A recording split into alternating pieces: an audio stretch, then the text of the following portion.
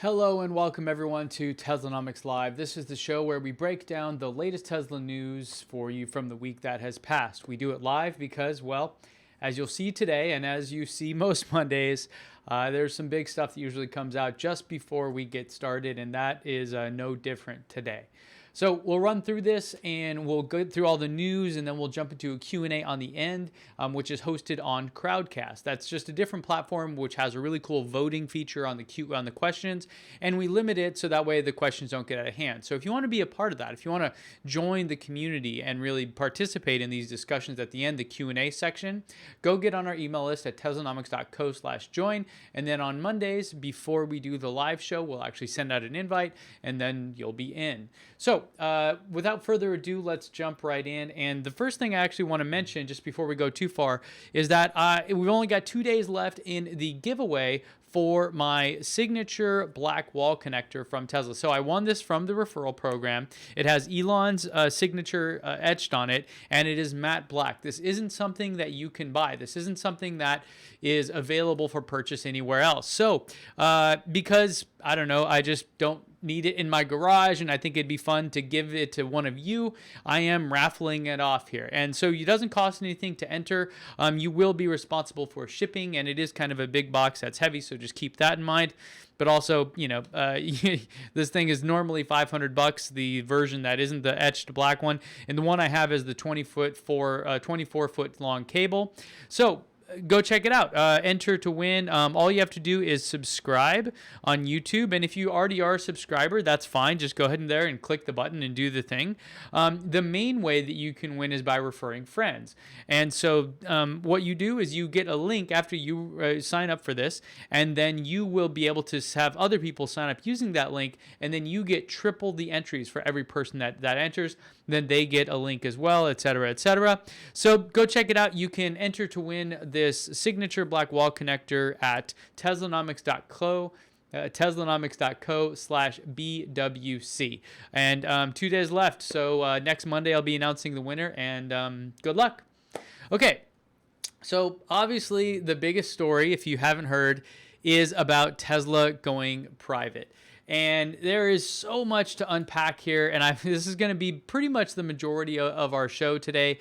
But I just want to kind of run through the events that have occurred, where we're at today, and then kind of give you some other ideas and some other thoughts that I have about that. Okay, so first, in this letter that Elon posted on the Tesla blog here on tesla.com/blog, he made some good points about the idea behind going private. And let me just recap what that is essentially for you. So when you go public, you essentially allow retail investors and institutional investors, basically people that aren't a part of your company, to buy ownership, shares, percentages of your company's assets. And then as your company does well and those assets or the value of them improve, you also make money, right? That's the general idea. And with that, because you are now essentially taking in outside money from people that don't have any insight into what's going on internally in the company, what your strategy is, they're essentially outsiders. There are lots of laws in the US that try to protect them from any kind of nefarious or malicious intent or kind of scams or anything like that. So when you're a public company, you are beholden to a whole set of regulations that you wouldn't be beholden to if you were a privately held company. So there are a lot of very large privately held companies, ones that you probably wouldn't normally think of. And so Elon, kind of highlighted that in this piece when he said being a publicly traded company can be a major distraction. So there's kind of, the way I think of it is there's a lot of overhead when it comes to being a public company. You have to have earnings calls, and there's a lot more accounting stuff that you have to go through. You need auditors, and you need other compliance measures. I mean, things that you probably wouldn't even think of. If you're familiar at all, there's a thing called Sarbanes-Oxley, which affects your IT department almost by doubling the amount of people you need. For example, in a small company that may be just a startup or whatever, and definitely not publicly held or anything like that, you can have somebody that writes code for your software, for your app, for your website, whatever, also be the person that deploys that code and actually puts it into production so other people can see it and use it.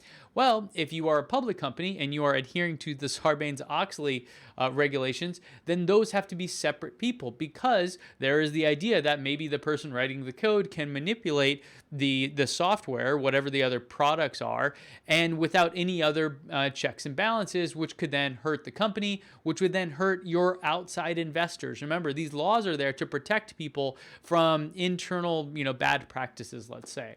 So he's very true. He's correct when he's saying it's a major distraction. There is a lot of things, additional things that you have to take into account. Elon goes on to state that it subjects the company to quarterly earnings cycle, thereby compromising long-term strategy. And finally, as Tesla is the most shorted stock of all time, being public makes them the target of attack. And yeah, that's very true. You can see on this page here, essentially, let me zoom in for you a little bit. The amount of folks, the short interest. So a short interest, the way, I won't get into how it exactly works, but you're essentially betting against the company, because when the stock price goes down, you can then call that and then make money on the kind of the profit, the difference there, the amount that you put your short interest at versus what you sold it at. And so if that goes down, you make money. If it goes up, you lose money. And so this was one of the things. And so essentially what he's saying, and he's very correct, that people have in this, according to Investopedia here, over $8 billion invested against Tesla, hoping that Tesla fails. And so these folks that have that money have a very large financial interest in seeing them fail. I'm won't get into where that comes from and all those kind of things. It doesn't matter. But the point is that there are people out there with a lot of money and a lot of power that want Tesla to fail. Now, if you're a privately held company, they may still want you to fail, but they aren't betting against you in a financial manner. So it kind of changes that relationship. It changes that dynamic. The big oil companies may lobby against you, things like that, whatever. But in any regard, they're not, gonna like be out money. So I guess the intensity of it, they don't have any skin in the game, in that sense. So there's that, right? There's that to consider. So the next thing that I thought of when I was digging into this was that it reminds me of an email that Elon had sent to SpaceX employees about taking the company public. And I'm just going to read the first paragraph of this because, and if you didn't know, SpaceX, one of Elon's other companies, is not a public company. So this was in June of 2013 when Elon sent something to everyone at the company. He said, per my recent comments, I am increasingly concerned about SpaceX going public before the Mars transport system is in place. Creating the technology needed to establish life on Mars is and has been the fundamental goal of SpaceX. If being a public company diminishes that likelihood, then we should not do so until Mars is secure. This is something that I am open to reconsidering, but given my experiences with Tesla and Solar City, because if you remember, he was on the board of Solar City, I'm hesitant to foist being public on SpaceX, especially given the long-term nature of our mission. So that's kind of the same idea here, that with Tesla, they are in a, kind of a long-term strategy. They want to transition us to more sustainable forms of energy, which isn't something that happens in a quarterly cycle. So what if they went public, or what if they went private? So here is another article from Investopedia, which is pretty good. And I'll link to all these down there. And this guy, Jake Frankenfield, said that an acquisition can create significant financial gain for shareholders and CEOs, while the reduced regulatory and reporting requirements private companies face can free up time and money to focus on long-term goals. So that makes sense, right? That's exactly what Elon's looking for, is more focus on the long term, less of these distractions, less of these requirements, as well as it can actually make it profitable for a lot of folks. Now, in the piece, he went on to kind of lay out exactly how this may happen, or what they've stated so far. And those there's 4 points here. The first one is that shareholders would have the option to stay investors or be bought out at $420 per share, which is a 20% premium over the Q2 earnings amount when the bell rang for Q2. The second point is that all Tesla employees would remain shareholders with the right and ability to sell shares and exercise their options. The third point, Tesla and SpaceX would remain separate entities, but Tesla's structure would look very similar to that of SpaceX, and shareholders and employee shareholders would have the option to buy or sell stock every 6 months. Now, Elon, his stake in the company would remain pretty much the same. He owns 20% now, and that would remain the same after this move. One thing to note about that, too, and Elon has talked about this a little bit, was that the number people are pointing out there of 70 billion, how much it would actually cost to buy Tesla at $420, that's assuming that everyone would sell their shares. But if all employees are remaining, and probably a large chunk of retail investors, non-employees, are remaining, and the big investors, the institutional guys, them as well, and Elon, the number really dwindles down. I mean, Elon has 20% already, so boom, you're down 20% from that. And then everyone else, I mean, who knows, maybe you're down 60, 70%. So the actual amount of money it would take to buy them out is far less than it may seem on the surface. And that was an interesting point that I wanted to mention, because you'll see these headline numbers out there, and I don't think anyone has like an exact figure yet, because you don't know who would keep their shares and who wouldn't. But it's certainly, there's going to be folks that are going to want to make it more bombastic, more sensational than it really is. Now, the question, the immediate analogy in my head was about having seen this before. And so there, is definitely a parallel here with Dell. And if you're not familiar, Dell, they make computers and servers and all kinds of stuff, cloud storage and all these different things. Michael Dell himself is a similar, character, kind of like Elon, that is extremely successful, a very, very early billionaire, I think in his 20s. So anyways, they went public back in, I don't even know when they went public originally, but they went private in October of 2013 at 24.9 billion, so just about 25 billion. Then they went public again 5 years later in July of this year, and they're now valued between 61 and 70 billion. So within those 5 years, they doubled or almost tripled the value of the company, which sounds great, right? They were able to do exactly what Elon, said that he wants to do with Tesla, which was to focus more on the long term, get rid of some of these distractions, grow. Now, the fascinating thing is that there was a study out recently which looked at the tax returns and operating performance of more than 300 companies that had gone private between 1995 and 2007. And the authors of the study, the authors of the study then compared them to a carefully selected sample of similar companies that had remained public. On average, over the 3 years after going private, the private companies performed no better than the public ones. Why might private companies not have outperformed comparable public ones? We can only speculate, of course, but one theory, which traces to a now famous 1986 article by Michael Jensen, now an emeritus professor at Harvard Business School, is that being a public company imposes a helpful discipline. Without that, he argued, companies might foolishly invest in projects at below the cost of capital. So I wanted to bring that up because, and that was a quote from that first piece there on MarketWatch. And the thing that is interesting to me about this is I think that's okay if Tesla goes private and then, 3 years later, 5 years later, they go public again, which Elon has stated that, when they're in a more mature phase of their company, that might make sense.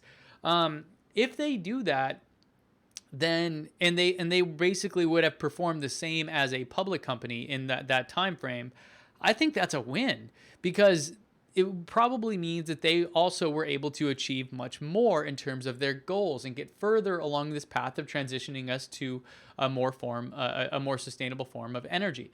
And so if they're able to do that and basically lose zero, value, don't get behind versus what it would have been publicly, then I think that's a win for them. So this definitely makes me favor this idea. Now, Elon this morning posted another update on the Tesla blog about the idea behind taking Tesla private. And the thing, I'll bullet point it for you, but and I'll put a link to it if you guys haven't read it already. The biggest thing I got out of here, because apparently there were reports that Elon, after tweeting funding secured about the actual buyout, when he did that, he may have crossed a line and broken a law because he didn't notify the board in advance, etc. And there were all these kind of different things. And he goes into detail in this post about that. The main thing I got out of it was that the funding comes from Saudi Arabia. Now, they have more than enough money to buy out Tesla, as you could imagine. And they themselves are looking to switch away from their dependence on oil, which obviously has been ginormous, and is essentially where the majority of the oil in the world comes from. However, having a singular buyer like that, and then having them, of course, they would want seats on the board and they would want more influence on the company. A lot of that stuff to me is concerning. It certainly should be, and nothing to do with Saudi Arabia specifically, but just the fact that you would only have one purchaser here instead of having several, which then could give you varied opinions, varied interests that would compete, and seemingly give you the best result. So definitely just having that is a bit of a concern. And one of the things that was interesting is that Elon actually said, going back almost 2 years, the Saudi Arabian Sovereign Wealth Fund has approached me multiple times about taking Tesla private. They first met with me at the beginning of 2017 to express this interest because of the important need to diversify away from oil. They then held several additional meetings with me over the next year to reiterate this interest and try to move forward with a going private transaction. Obviously, the Saudi Sovereign Fund has more than enough capital needed to execute on such a transaction. So, yeah, I mean, this is crazy and interesting. I'm not sure how I feel about it. I am just more concerned that you would have just a single buyer versus, a myriad of them or different investment funds and things like that. I don't know what the interests are, those things. Obviously, Elon seems to think it's a good idea. Otherwise, he wouldn't be publicly stating these things. Yeah, all of this leads me to think, though, that there might be another option. And I don't know how real this is yet, but I wanted to bring this up because I think this is something that we should have in our ethos when we think about companies doing this, because I do think it's noble what the companies are trying to do when they are trying to go private. I think it makes a lot of sense.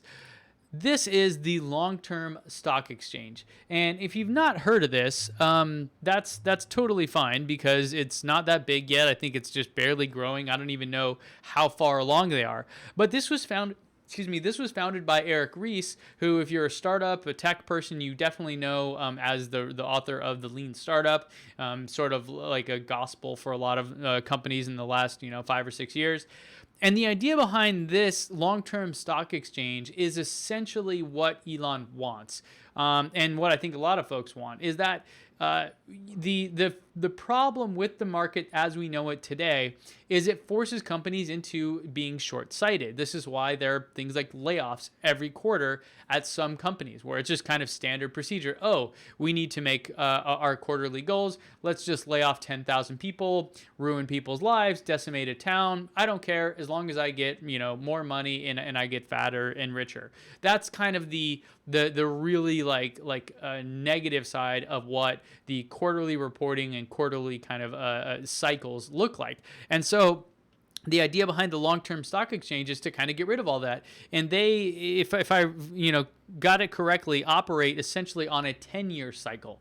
So there are kind of some main points here. And on this post on Medium, one of the folks, manager here, Lydia Dahl, goes through this. And I'll just kind of talk a little bit about them.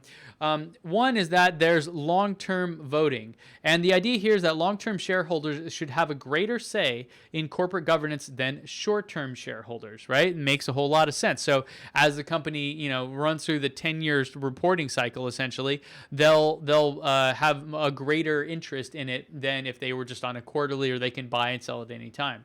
They also have long-term disclosures. So companies should be evaluated on progress against their long-term strategy. Long-term investors should have the information they need to make this evaluation. Then they go on to say that the compensation should also be based on long-term. Let me see here. Long-term executive compensation. There you go. Executive compensation should be aligned with the company's long-term performance. Again, we're looking at like the 10-year span, not the quarterly one, which we kind of have now, which is very common for executive compensation to have quarterly or annual goals. The long-term board, so the company's board of directors should have an explicit oversight of the long-term strategy and performance. Directors' compensation should be aligned with long-term performance. And we have long-term stakeholders. So long-term focused companies should consider a broader group of stakeholders. So I'll put this link in there if you want to dig in deeper. This is, as I mentioned, the long-term stock exchange. This to me is one interesting alternative that if Elon and Tesla haven't seen yet, I would encourage them to do so. Do their diligence, see if it makes sense. I have no stake in this at all, other than I think that they would be great for this kind of thing to exist. I don't know if this is the right one or something else, but I love where this is going. I love this idea. Now, the stock as of right now is up, just a little bit on the day, still up quite a bit from the end of Q2, and so we'll see kind of how this plays out long term. So let me know what you guys think about that. I think that there's a big opportunity there for folks in this space, in the long-term stock exchange idea, to help a lot of companies get away from those distractions, focus on long-term goals, create a healthier economy, honestly, that isn't so short-sighted in what their thoughts are. So let me know what you guys think about that. And yeah, hang on to your butts, because it's going to be a ride. Okay, next thing I want to talk about, this is a big one. This may change things here on the channel sometime soon. I'm not sure when, but I've been thinking about this for a long time. I want to help people, right? So if you don't know, my background is in data science. I've spent about 20 years working in the field before I started doing other things. And so those other things were, in fact, teaching data science online. You can go on pluralsight.com or lynda.com, which is now LinkedIn Learning, and you can find I have 26 online courses on all kinds of different things related to data science, whether it be programming in a specific language, to analyzing different stuff in big data systems, to just creating good presentations that use data to tell a story, all these kind of different things. So that was really my focus before I started the channel here at Teslanomics. This all came about because I love Tesla and I was doing some data analysis on it, and that seemed to work. You guys seem to enjoy my perspective on things, which is rooted in data science. And I use the term data science in the broadest sense of the field of work, not necessarily like a specific role, like a data scientist doing a specific thing, but the broad sense of using data to gain insights into something and make better decisions and affect change. So I did those courses for those companies, and they worked well. It was great. I have literally like 5,000 to 7,000 people taking my courses every single month, and those have generated a good amount of residual income for me. They've given me a lot of freedom here to do this stuff, but I've come to a point where I want to do more with that. I want to help people actually get a job in data science, because what I see out there, what I see when I look at data science training and all these different locations, isn't something that I am satisfied with, that it will actually get you that job. I think that there's a lot of skill-based training, things that teach you a specific skill that you want, but I haven't found something that actually gives you an idea about what skills are necessary and which ones you really should focus on and which ones are maybe a little bit niche and you may like and that may work, but not necessarily core. And then once you get that job, how do you actually succeed? What is it like to work in a data organization? Because every company out there, literally, this is like their biggest priority, is growing their data organization and their use of data, because they know by using data to make better decisions, they can make their customers happier, they can change the world, they can achieve their goals, which then in turn give you great financial rewards and stuff. So I'm doing a thing. I'm calling it the Free the Data Academy. And this is something that I want to share with you guys. I realize not everyone is going to be interested in this, but it's essentially a new academy where I'll have online courses to help you get a job in the data science field. You may not be a data scientist, you may not have a specific role yet, you may not even know where you want to go, but I want to help you get there because I have had an amazing, rewarding career with all kinds of fun stuff and stories and things that I'm going to share with you guys. So that's what I'm announcing today. I don't know what it means for this channel. Right now, I'm just going to keep doing what I'm doing with the Teslanomics stuff. I love it. I know you guys love it. So don't, worry that things are going to change dramatically overnight. But down the road, I may throw some of this content in here, or I may create a new channel. I'm not quite sure yet. You can, if you're interested in this, you can go to ftdacademy.com right now and register. You can see the little video here that I put together about, goes into kind of more detail about the idea, talks about my experience and what I want to do for you and how I want to help you get there.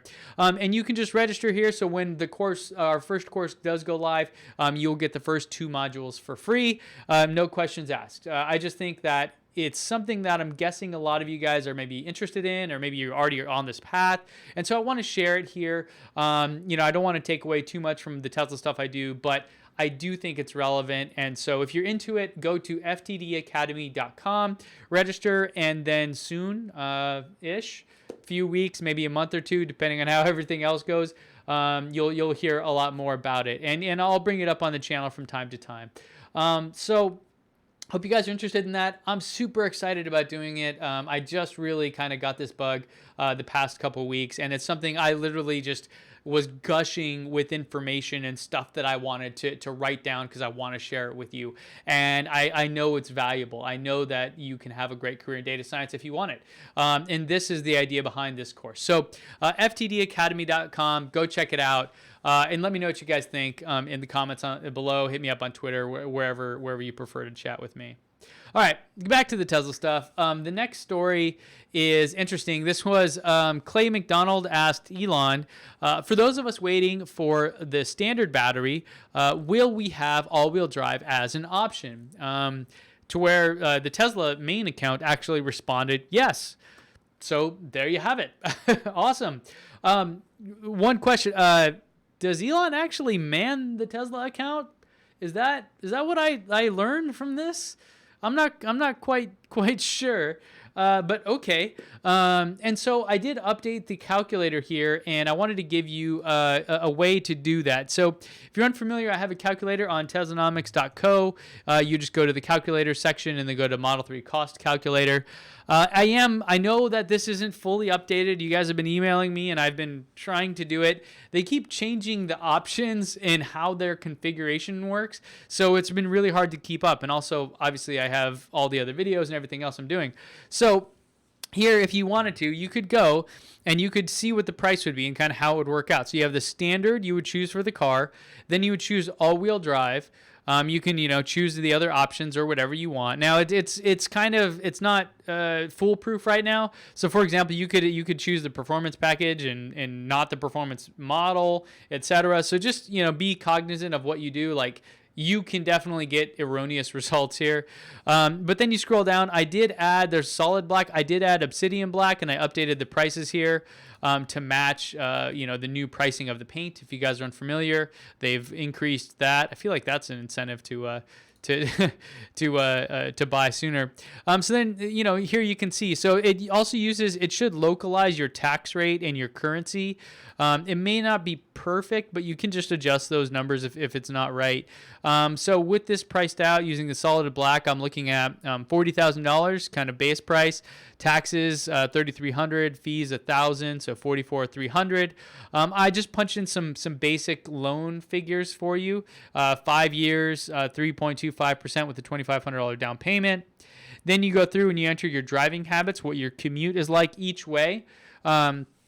And I'm sorry, total. And then, your price per kilowatt hour. This is also defaulted for folks in the US, I believe. I don't know if I have it for the other, I forget if I had it for other countries or not, but you can just punch it in there. And then you choose how you drive, because this does affect your efficiency. And then you multiply those things to figure out essentially, how what it's like. Then you have your insurance. And then, of course, any incentives. Now, the incentives, you'll notice, don't actually subtract the cost in terms of the monthly payment, because you'll still have to finance it, but the final price will be reduced. So just how that works, right? Because at least I haven't seen any incentives for Teslas that reduce the purchase price, because otherwise you still have to finance it and then you still have to pay for it. So then you click see results. You can sign up for the email list if you want to. If not, you're fine. But then there you have it. Essentially what it would cost. This is the base model, solid black, no added upgrades or anything like that. $35,000 plus all-wheel drive, the $5,000. And there you go. Using these parameters, it'd be $935 a month. You can extend that loan amount and you kind of recalculate that if you want. It can, and this tells you your monthly cost estimate, your charging cost, your insurance, your total monthly cost. The actual loan payment would be $755, but then charging and insurance added up to $935. So that's kind of the breakdown there. I updated that. I still do need to fix and add in some other options, like I don't have white interior on here. But that will be coming. I've got some other stuff going on, and so I'll get to it soon. I will, but it's just a matter of finding the time. So cool. Let me know what you guys think about that. I hope it's helpful. I hope you and let me know if you actually are going to do that. By the way, I do have data now of 71,000 people. In fact, let me just show this here. I think I can just bring it over to this screen and show it. Yeah, let's do that. Okay, cool. Let's try this. So I was crunching the data just before, and I was hoping to present it, but whatever. Here you go. So on that calculator, I log whatever you selected. I don't log any personally identifiable information or anything like that, but it does log what your choices were. And so to date, this is after 71,000 people have actually used that. We're at 66% said long range and 33.78% said standard for the battery size. So there you go. And I'll kind of continue to do this. I'll probably do a full video on it, but I just wanted to share what I did find there. And then for color, 38.33% say black, which is, I need to update these labels, but that's the solid black, not the new obsidian black. Then white, and then midnight, blah, blah, blah, all the way down to silver being the least popular one, which I actually kind of like. Kim's Model 3 that she has with the satin wrap and all that looks pretty stellar. So anyways, I'll present more of this data here, but I mean, we've got 71,000 results to analyze of people configuring their Model 3 with the calculator. So cool data to churn through. Yeah, so stay tuned for more on that coming up.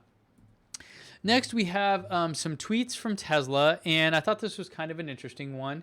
This was that 99% of the U.S. population is now within 150 miles of a supercharger, which is great because literally every car should be able to go that far if it were charged up. And then, you have the supercharger map, which is great. If you guys haven't seen this, I'll put a link to it. You can go actually find them, plan routes. I think it's tesla.com/trips.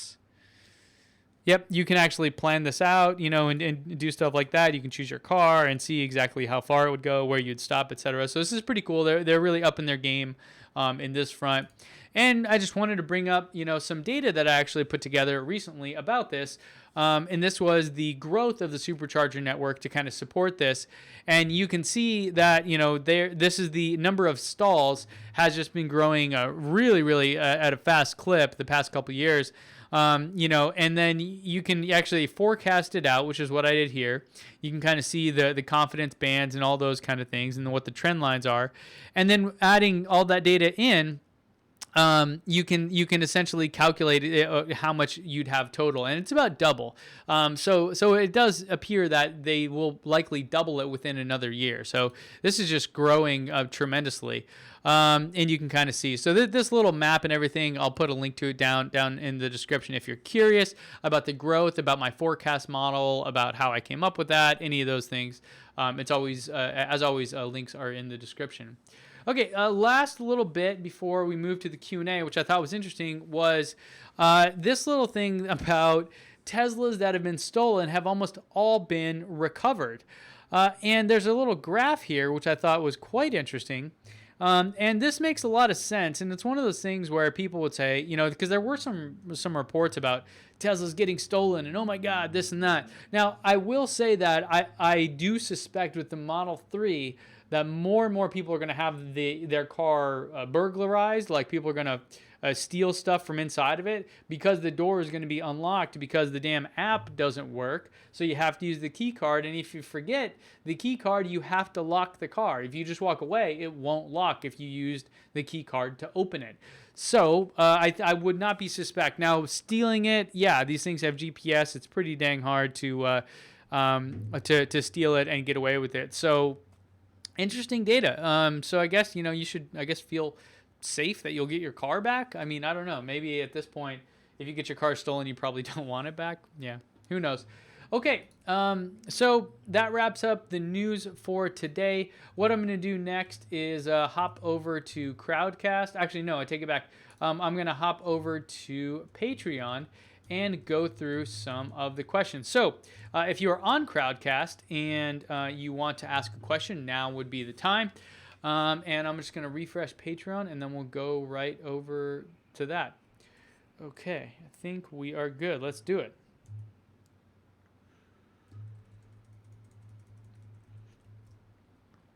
Okay, first question from Chamburn. Hello, the Gigafactory 1 is quite big, even at its current state, which is not fully built. Why is it that the top is blank without any markings such as Tesla or Gigafactory? Also, where are the solar panels? When can we expect the Terrafactory? Yeah, great question. I'm not quite sure why. You're probably not going to paint it because when you're painting something that big, it costs a lot of money. And yeah, I believe they are going to cover it with solar panels. And so, yeah, why would they paint it to do that? That's my guess. Thanks for the question. Next one. What happens after Tesla makes the Model S sexy? Any other things that Tesla might venture into, like heavy machinery, boats, or planes? Yeah, I think boats would be an interesting one. I also think, I don't know about heavy machinery, but like construction equipment. I could see that. That'd be really cool because there's a huge market there. I don't know about planes. I think planes, the energy density of batteries and the weight ratio, it's not good enough yet. So there you go. That's my thoughts on that. Thanks for the question. Bridget Schmall asks, so Tesla may be going with Saudis to privatize. Any moral dilemmas here, given what's happening in Yemen? Also asking Crowdcast. Okay, cool. So, you know, I don't... It's so hard to say, right? I don't want to generalize. I don't know the political stuff behind it. I think there's more concerns, at least for me, just about having a singular buyer versus having multiple, which would then create competing interests and then, you know, seemingly better ideas out of that. So that's kind of my only thought. I mean, I'm not going to dive into the history or anything like that. I mean, you know, if Elon thinks it's good, then I really don't have much of a reason to you know, doubt that or question that. So, yeah. Okay. Let's go over to Crowdcast now. Okay. So for Crowdcast, the first question comes to us from Gramps VB. Hi, Gramps. You know you have discussed this before. However, I charge my Model 3 to 170 miles, but my average daily miles are 15 to sometimes 45 miles a day. Would it be best to charge it each night or maybe charge when the battery gets to, say, 75 miles, which could be once or twice a week? You know, I don't think that... I don't think it matters to the battery that much about how often you charge it. There's kind of this old adage of like a plugged-in Tesla is a happy Tesla. And so if you're leaving it gone for a week and that kind of a thing, I would just leave it plugged in. I don't know why you're only charging it to 55%. I would charge it up to 80. I don't think that anywhere between 50 and 80 shouldn't, you know, from my knowledge, make a difference in terms of any degradation or anything like that. So I wouldn't worry too much about those things. Yeah, and you know, just frankly, I charge my Model 3 about once a week. So I don't do it that often either. Thanks for the question, Gramps. Phil asks, hi, Ben. I noticed the rates for supercharging is going up for those who have to pay. What I don't understand is that Tesla was soon to release self-sustaining charging station and thought maybe all rates will be standardized across regions. Will this happen? That's a great question. I hope that happens, but I unfortunately I just don't think they're there. I don't think they'll be there within 5 to 7 years because they actually don't make very many solar panels, so I don't think they can even make enough for their own use. And also, if you're making them for your own thing and people aren't, really making the money on that, that's kind of a bad, until you're a very mature business, it's probably not the best move. So yeah, I think it'll be down the road before something like this happens, but I hope it does. Thanks for the question, Phil. Eric asks, hi Ben, is a once a week okay to supercharge the 2018 Model S? How often is considered too much? I haven't installed the charger at my home yet. Yeah, you should be fine with that. There was a guy that had a thing where he was charging like every day, and it eventually got to the point where they limited his ability to charge because it was just going to hurt the battery. I would offset it with a wall. With a regular wall outlet. I did a video on it where I actually went 7 days, and you'd be surprised. I mean, it'll get you 20, 30 miles or something overnight. So, depending on how much you drive every day, that might be good. For me, it worked. I mean, I don't drive very much, so it worked fine. So I would just do that to kind of offset it. That way you're not really worried about it. But once a week, from everything I understand, shouldn't be too bad. Thanks for the question, Eric. Seth asks, hi Ben, question for you. Based on how many cars Tesla has produced so far, the rate that they are currently producing at, and the time frame given to brand new orders of Model 3 being relatively short, can we determine the amount of the 400,000 pre-orders remaining that are for the standard battery? Seems like a decent amount since Tesla's not produced, etc., etc., etc. Yes. I wouldn't go about it that way. I think the survey data, like I just showed there, showing out of 71,000 responses, 30-something% of them were for standard battery. I think surveys and things like that are the best thing to go off of in this kind of a situation. So we might be able to do what you're suggesting, but honestly, I think that's just a bit. There's too many unknowns there for it to be as reliable or better than just a basic survey. And so if somebody has more data than I do from my own, tool that I built, then point me at it because I would love to see it. Thanks for the question, Seth. Peter asks, Ben, would you do a show on planning a trip based on what platform to use to plan charging? My 3 is scheduled to arrive in any day now, and we have the basic route for a 5-week trip mapped out, but it seems cumbersome trying to charge along our planned route. There are a couple tools out there. Go look on Zach and Jesse's channel, Now because they have some really cool ones. So EV Trip Planner is probably a fun one to check out, as well as obviously the Tesla website is a good one. But there's another website where you can do the trips and you can find interesting things along the way. I forget what it was called, but it was kind of like more unknown things that you wouldn't, like the largest ball of twine or something like that. So we talked about it at TeslaCon last year, and I think they have a video on it. So go search on them. If you can't find it, hit me up on Twitter and maybe we can dig it up for you. Thanks, Peter. Ken asks, hi Ben, is there a way as of now to program intermediate stops in the Model S navigation system for a long trip?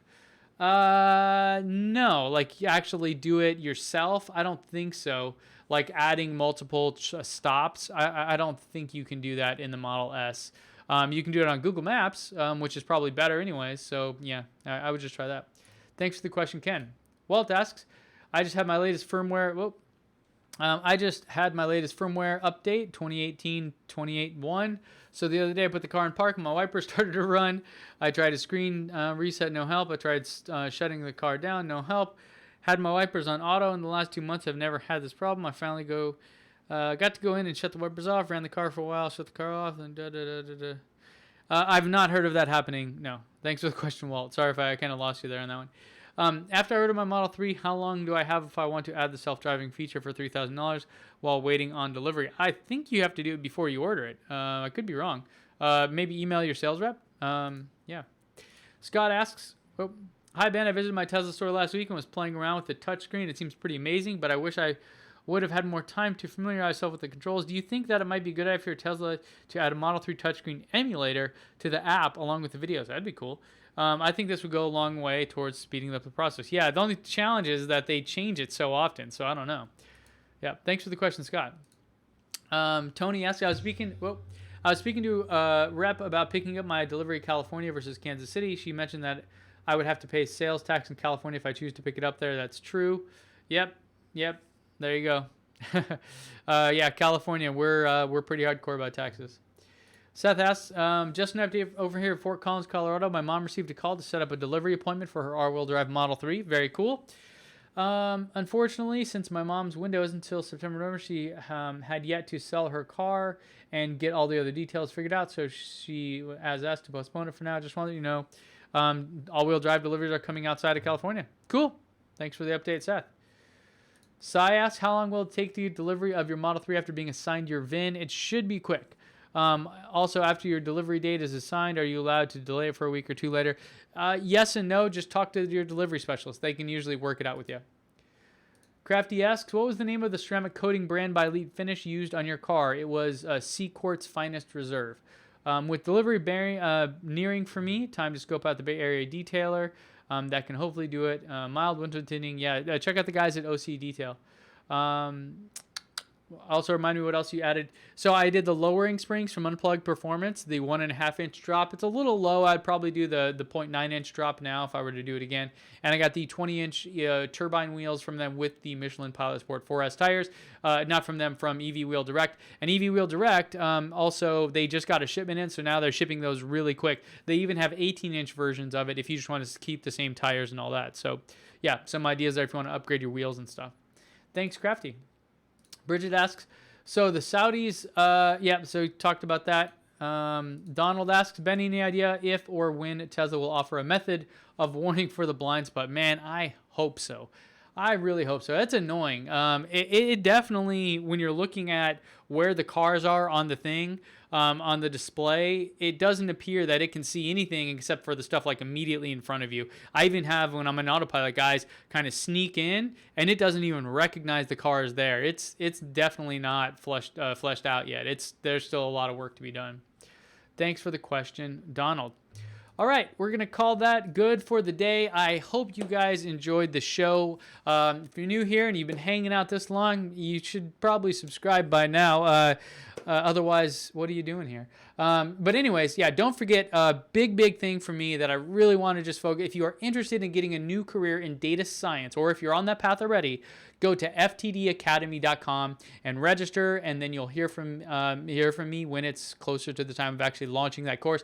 I am hoping to do it in Q4 of this year, so that way you can start the year off fresh, kind of with a new career there. So yeah, let me know what you guys think. Thanks for joining, and don't forget, when you free the data, your mind will follow. I'll see you guys back here next time.